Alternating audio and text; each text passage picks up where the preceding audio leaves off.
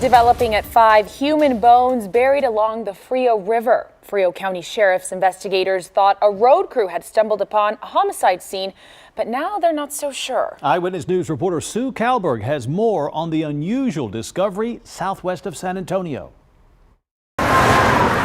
Except for the roar of traffic racing to and from Eagle Pass, it's pretty lonely on Highway 57 at the Frio River. When a bridge inspection crew came here back in July looking for modern-day damage, what they found instead was a very old mystery. What the work crew found when they went down underneath this bridge was long buried bones creeping back up to the surface. With a skull and part of a spine in plain sight, the inspectors called the Frio County Sheriff and TxDOT. They brought in archaeologists from Texas State University, and after some digging, they estimated the bones had been in the ground between 9 and 1100 years.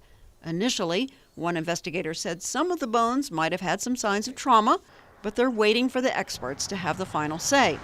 But with no current murder mystery to solve, TxDOT gets to decide what comes next. They say they should have enough information to make a decision within a few weeks.